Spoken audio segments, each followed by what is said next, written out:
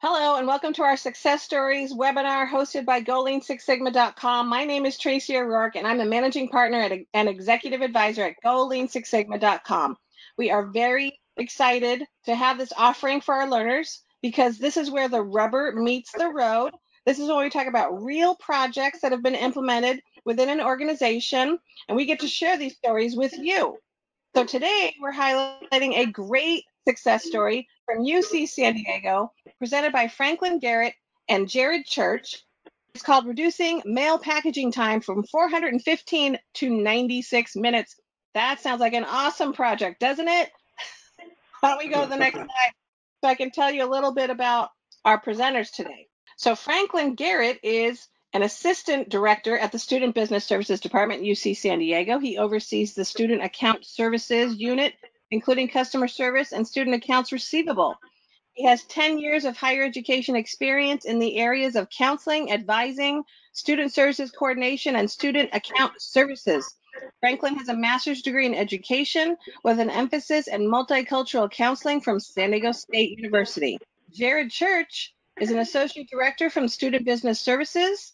He's been serving as an associate director for the past 3 years at UC San Diego. He enjoys spending time with his family, as I do, and talking about movies.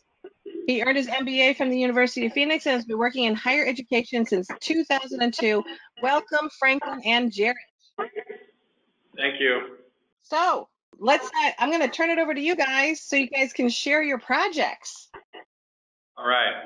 Well, we're excited to be here talking to you today about our project we lovingly titled Mail Express. Franklin and I work for an organization called Student Financial Solutions, and we are made up of 4 separate units.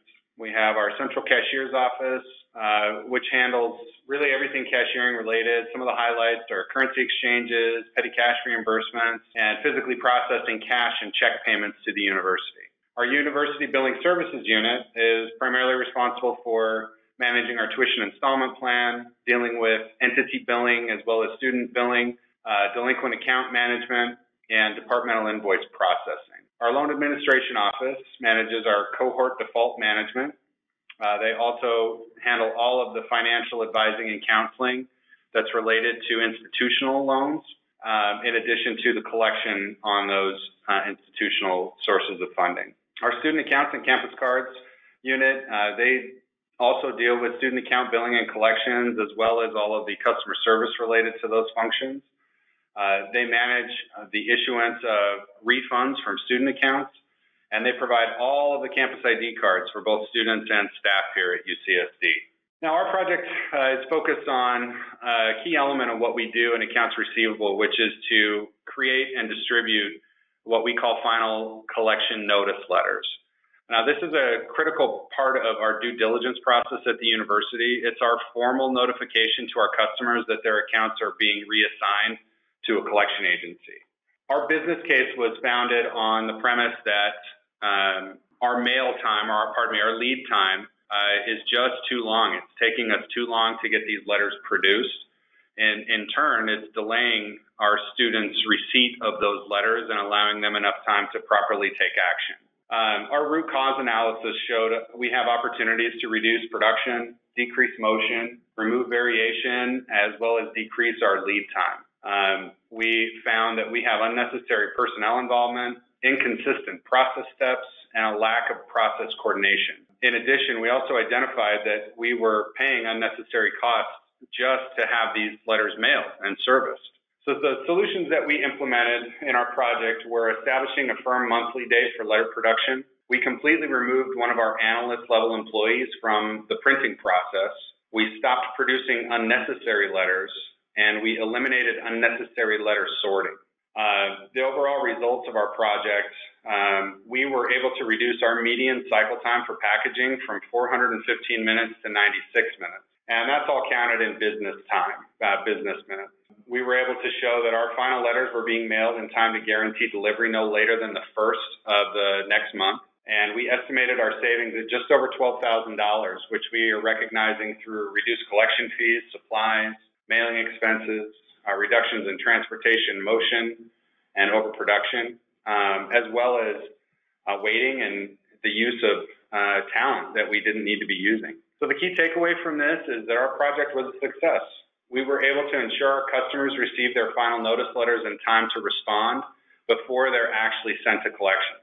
And we also improved our cycle time by removing those unnecessary wastes. So here's a list of the waste that we removed. Going into the project, the first thing that jumped out of our mind is that it was going to be a cost saver, which it ended up being a cost saver, but we didn't realize how much waste that we were going to be able to identify and remove. Some of the waste is listed here as transportation. We had excessive letter transportation during the delivery stations. We had people taking letters to multiple stations. We had unnecessarily person motion. We had a staff member going to different stations to deliver them letters. Overproduction. We had a whole section of third-party letters that were being produced only to be turned around and shredded by a staff member. There was no need to even produce these letters. Waiting. We had unnecessarily wait times between letters being printed and assigned to a staff member. A lot of times the letters were printed and sat on somebody's desk until they noticed it and then hence started the process. We also had waiting between the letter completion time and the letter pickup by mail. So what we started to do is to make sure that we had that planned out the day before so we can coordinate mail services. Underutilized talent, which is what Jared spoke to. We had multiple FTEs that were involved in the production process. That's better suited for student employees or other lower level staff members. Here's our spy box showing our suppliers, our inputs, process, outputs, and customers. As you can see, the customers or the suppliers are our customer processing team, production team, and mail services. The actual input is the PDF letter that was produced. So our process is to pull and correlate the data that's required to produce the letters. Once the letters are produced, they're printed, and then we have them sorted by removing the third-party letters. And then from there, it gets sorted, folded, stuffed, and bind. Then we schedule letter pickup from the mail services to pick up the letters, and then the letters are mailed to our customers. Our final output is the final notice letter, and then our customer is the students that we're sending the letters to. Voice of the customer. So voice of the customer is interesting for us because these are customers that are typically hard to get a hold of, because these are customers that when we already been communicating about a past due debt through monthly letters and emails that go out. So we're really, to get the voice of the customer, we have to get real creative. So what we did is we have about 15 student employees that work in our office. So we surveyed them to get the voice of the customer. Some of our other process partners utilize students. So we explain what our project is and what the past due letters, the final notice letters was. And then we got feedback from them. So some of the feedback that we got was that, of course, as we talked about earlier, the final notice letter were being received too close to the collection date. Imagine having your account go to collections and you get a letter after your account is already in collections. That can be a really frustrating thing. Letters doesn't mention the temporary payment option.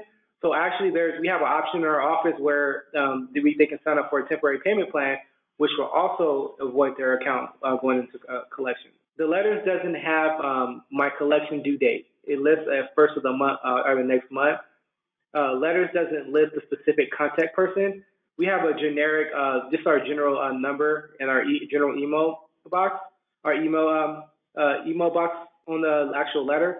So what we talked about for the voice of customers and make it more personalized, giving them a specific person to contact. So this spaghetti map, this is actually like one of my favorite activities that I did in this project, was really mapping out the motion and the transportation. So as you can see in purple or blue, it starts out at one staff member's office. The letters are from her computer. She generates or starts the print job. After those letters are printed, she walks over to the printer. At the printer, she's picking up the letters, and also she's sorting out the third-party letters. Or number two is where she's actually dropping the letters off that don't need to be, the third-party letters that don't need to be part of our process. The person that sits in area number 3, all she does is shred those letters. She doesn't even do anything with them. From there, the letters that we actually do need to mail gets taken to our PIT, our customer service center, where we have the production start. So we have from number 4, as you can see, that's where all the letters get dropped off. From there, those letters are taken into another room to be sorted. And then at number 5, it's taken to another area to be folded. And then it's also taken to a third area to be stuffed. So we have 3 different stations for 3 different tasks instead of having everything done at one place where we'll go into a little bit deeper or in a presentation. But as you can see, there's a lot of unnecessarily motion and a lot of unnecessarily movement in the process. Here's our current swim line map before we make the changes. So as we talked about before, the data gets pulled, correlated, produce the PDFs, email notice goes out saying that the letters are ready to be printed. The processing team, this is the individual that we're later going to move out the process, but she prints, this staff member prints the letters, removes the third party, delivers the third party letters, and then delivers the other letters that's actually going to be folded, stuffed, and bind. When she drops those letters off, we're down at where it says our customer service team. That's where the actual action occurs. The stuffing, folding, binding happens there. And then from there, it gets the mail pickup gets scheduled. And then the last stage, our mail services unit on campus comes and picks up the letters. So our root cause hypothesis. So one of the things that we really thought it was going to be a lot of defects in the process that's causing the delays. So we thought that there were going to be too many defects in the folding and stuffing and binding process. We found that it wasn't many mistakes in that. Really what it came down to was the overproduction, the motion, and the waiting time that contributed to our lead time. So that was surprising to us. We thought it was actually mistakes being made during the actual production, which it wasn't. So the key takeaways here is that we had no methodology on how to process the final notice letters. There was a significant amount of variation in our process and necessary delays in the production. So another tool we used through the analyze phase was this fishbone diagram. And so we started with the presumption that our customers are receiving these letters too close to the first of the month. As we started looking for causes, we really focused on the areas of people production, whether or not the process is defined, physical machinery, process defects, and then other. What we really decided to focus on in our people area was the fact that, because so many people were involved, there were a lot of shifting priorities, going from the data collection to letter production, physical stuffing. There was just too much happening, and everybody was doing things on their own timeline. In the production area, one of the things we wanted to change was timely mail pickups, which led us to, really focusing and being proactive about scheduling when these letters should be physically picked up. It was very obvious to us that we had just way too much variation in the process, all the way from, the day that it's done every month to who's involved. It was a lot. The process defects that we really identified, again, are too many people involved and just too many steps. So this really supported our root cause hypothesis and helped us really focus on the areas that we were going to be able to change. Our project charter was fairly simple. We completed an analysis of our runtime, and based on that analysis, we were able to effectively identify that our customers are just not getting these letters in a timely fashion. Our goal statement was to reduce the lead time in final letter production so that our customers were getting these letters with at least 10 days to take action before their account was being sent to collections. When we were looking at the scope, I'll start with the out of scope. We realized that we can't change the letter creation process. It just wasn't something we were going to be able to do inside of this process or this project. Our data analyst, he does things very systematically, and modifying that would have been a real challenge. We couldn't modify the due date on the letter. Unfortunately, the system that we use to generate these letters is a bit archaic and a little inflexible. And the other thing is we realized we couldn't change was actually changing how our mail department processes mail. So these were all the out of scope things. So what is in scope is how we use our current staff resources, affecting changes to the process, and printing, sorting, folding, and stuffing. On average, the university pays about 18.5% for collection services. During the 2017 calendar year, we assigned accounts to collections at an average of 13 days from the time the letters were actually sent. So that was kind of our window, right? We knew that we had to be well inside of that 13-day mark to achieve our goal. The opportunity was obvious, which is to reduce the packaging time to allow more time for the customers to get those letters and respond. And we also identified that if we sent only 5% less to collections last year, we would have saved just over $6,900 in revenue, which is, $6,900 may not be a whole lot, but when we're talking about something that's as easy to change as folding and stuffing, that number is big. Our key takeaway from this is that we simply had the opportunity to reduce the amount of money paid to the agencies through cutting our packaging time and maximizing how much time we have to mail those letters. So in our measure phase, we created a data collection plan, and we focused on 4 areas. So how much time it takes to gather the data and prepare the letters, how much time it takes to print and pre-sort the letters, sorting, folding, and stuffing them, and then the physical time to move. Now, all 4 of these elements are all continuous measurements, and we measured them in minutes. So our business systems analysts, actually all people involved in these steps, it was very easy for them simply to start the clock when they started their process and end the clock when it ended. And so we tasked each of them with oversight to take those measurements and show us the data after the fact, which in turn ended up validating what we believed, that there were just significant delays. So this is a representation of our total packaging time before we implemented our solution. We measured this going from March of 17 all the way through February of 18, and that green line represents actual time. It represents how long it took each of those months to start to finish, get those letters mailed out. And you can see the variation is staggering. It's significant. Our worst number being just over 1,400 minutes, and conversely, we can be as low as just under 200 minutes. Looking at this data, we were able to identify that our median time should be around 415 minutes based on this data. And so the median is what we were using to project and focus on our solution. So here's the before and after of our process flow for the production of the letters. As you can see, before we had a couple of pit stops before we got to the stations to actually fold stuff and sort the letters. So on the right-hand side, what we ended up doing is we had since we removed one of the analysts out of the process, we started with the person who's actually responsible for managing the folding, stuffing, and sorting. So that person in the new process is the one who prints out the letters. And when she prints out the letters, she just walks it over to a station that's already set up for all the folding, stuffing, and sorting. The folding machine is in this section. All the letters are already in the section. Everything you need to fold stuff and sort is in one area.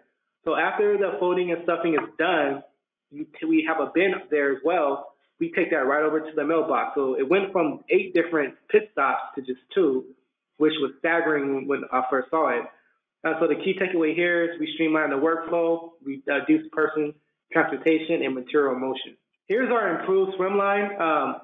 Very similar to the one we had before, but instead of 3 different lines here, instead of 4, it's 3, because we removed a person from the process. So it's the same flow, but now the actual printing in the letters is done by our customer service team instead of our processing team. So from that stance, it's just print the letters, deliver the letters, fold, stuff, bind, schedule a mail pickup. All that's done for one person who's responsible for the project, or for the process. Then our mail services picks up the letters at the end of the process. So this is a box and whisker that just represents a comparison of data. Unfortunately, we were only able to get in, measure 3 full runs before we had to close the project out. But even in those 3 runs, you can see the difference in time is staggering. The key takeaway here is that we showed positive improvement. We were able to reduce our median time significantly, 415 minutes down to 96. Over time, we should continue to see a reduction in overall median processing time as long as we are effective in this, in which we're very confident that, closely monitoring this process every month, we're probably going to be able to get that median time even lower. We had a varying data point. One of the 3 months, we were over 600 minutes, which we identified as just a breakdown in the front-end proactive process, right? We didn't have a production meeting that month, but the 2 months where we did, we were on point and we were well below the median of even 96. So, again, we're supremely confident that this improvement will be able to be maintained without a problem. All right. So the failure modes and effects analysis that we did, we really chose to focus on, having one person manage the printing to pickup process, start to finish. An email gets generated. This person recognizes that email and prints it. So the failure points here, letters not printed in a timely fashion, folding not immediately assigned, no early mail pickup scheduled. These are all controllable things. And you can see we were able to reduce the RPN significantly in all three areas. Focusing closely on pre-assigning the duties to coincide with the production calendar in advance is really going to be the critical piece at the beginning of the process to ensure ongoing, timely processing and mailing of these letters. Here's our monitor and response plan. So we're going to have a pre-run discussion. We're going to schedule the mail pickups in advance. Focus on the data development, printing, folding, and stuffing.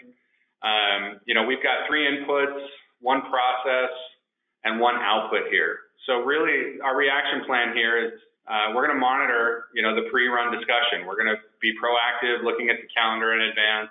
We've got a response plan in place for everything, and really this falls on Franklin and I to manage because the employees responsible for this process report directly to us. This response plan should be very effective in identifying the actual breakdown point, which will make it really quickly and easy for us to, respond and get things back on track. Our control plan, our process measurements, we can measure when the letters are created. We can measure how long it takes these letters to be printed, folded, stuffed, and bound. And the output is when these letters, the pickup happens with our mail services. Again, real strong oversight of this should be very easy. This control plan, as well as our monitor and response plan, we're going to be able to pinpoint exactly where the process broke down, who was responsible, and quickly take action to, make changes and resolve that. So here's what the visual checklist that we implemented to make sure we keep our cycling times down. So what we do is scheduling. So the one in the big piece that we learned from the variation in the process is that it just wasn't any forethought to the production. So basically, we should have a date every month that is consistent where we know the process is going to run. So for our first part of the checklist is we have you assigned a student employee to perform this task. So we have that right off the bat that you have somebody actually scheduled to do the task the day before. Pre-scheduled mailing services pick up letters. So now that we know that everything can be done within a day as long as we have the resources, we learned that we should definitely schedule mailing pickup services the day before because we're confident that we're going to be able to get the letters produced before mailing comes to pick up the letters. So another check that we do for our working stations is printer functionality, making sure that the printer has ink, paper, the folding machine is working correctly, making sure there's enough envelopes, rubber bands, and then also as far as the workstation, the folding machine is actually in the station. Before on the first spaghetti map, the printer was in one area, the folding machine was in another area, the actual letters were in another area. So checking to make sure that everything that you need is in the workstation. So that's the one area that you're going to be in when producing the letters. So for our hard savings, we reduced mailboxes to 5 to 2. So what we noticed, another thing that came up during this process is that we learned that we have 5 different mail codes, and we're being charged a monthly rate for the 5 different mail codes, and we're only actually using 2 actively. So that's just like a side thing that came up from this project. So we cut the mail delivery down from twice a day to once a day, and we also reduced the mailboxes from 5 to 2. That's a $10 savings a year, $5,100 a year in delivery costs are saved, and the mailbox costs will result in a total annual savings of $4,900. As far as collection fees, we pay 18.5 collection fee to agencies. We average about $740,000 to collection agencies annually. By ensuring that customers are receiving their final notice letters in a timely fashion, they are more likely to pay their balance before their account is being sent to collections.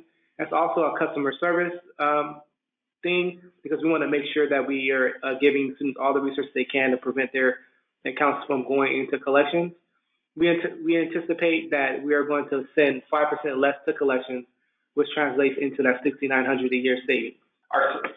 Our soft savings, again, removing just that one FTE from the process, based on a 12-hour a year involvement, we estimate that's, $374 a year, which we're going to see more value from that FTE, having that person focus on value-add tasks as opposed to this, I guess menial word would be the right one to use, a task that, a student employee can do as opposed to this skilled, FTE. So we're very excited about, to be able to talk about these projected savings and share that with the university. Any questions?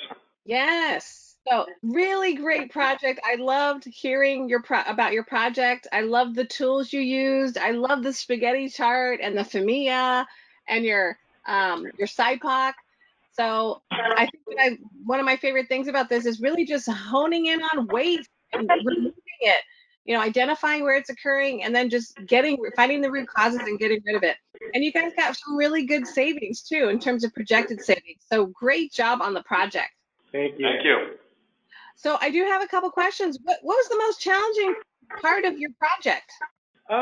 For me, the most challenging part is, so we took the Lean Six Sigma training, right? So one of the main things I learned in the training was voice of the department versus voice of the customer. So when we came back to our department and we had this project, the thought process of staff was just was the voice of the department.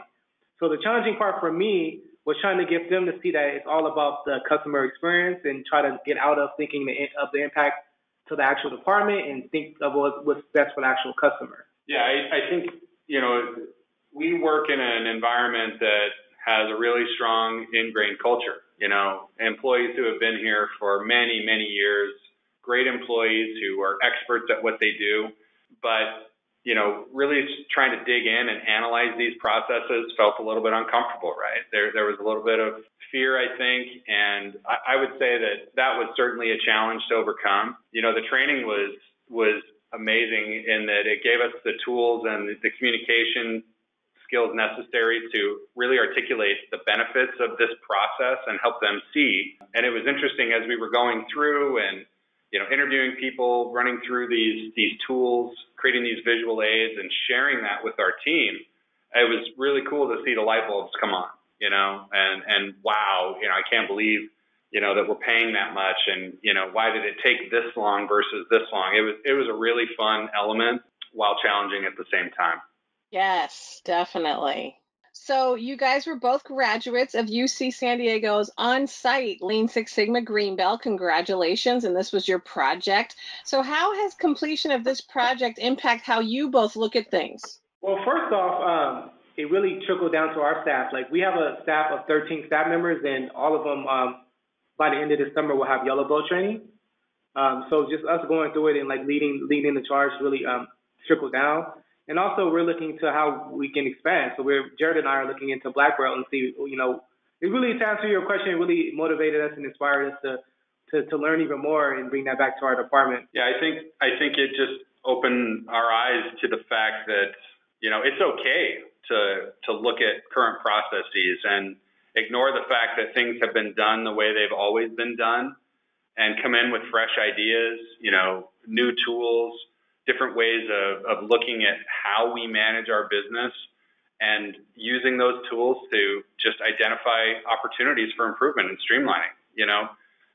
Money saved is money earned, right? And the less time that we're spending on processes that we can streamline means we have more time to focus on those real value add projects, the ones that are really going to catapult us to the next level.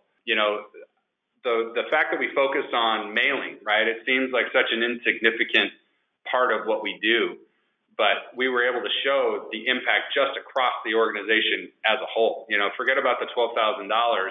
When you look at the customer and the impact that, a delayed letter could have on someone's life, I mean, it was really significant. It has really opened our eyes to, start looking at everything that we do differently, try to identify everything that we can do quickly and turn it around. And show some real improvement. So we're really excited. Oh, that's awesome.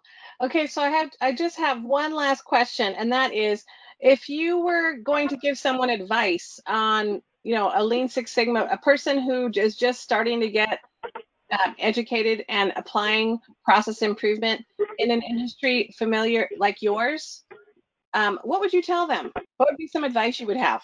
I think similar to what Jared was talking about is just that any process can be improved. I think like when I first went into it, I was just thinking, I kind of got to the point where I was like overwhelmed with everything that's going on as far as, I know this is a big project in our office that I can tackle. I have no idea how to tackle it. Am I going to have the support from my peers and all from the technical side? But what I learned is that you can pick any process and streamline it.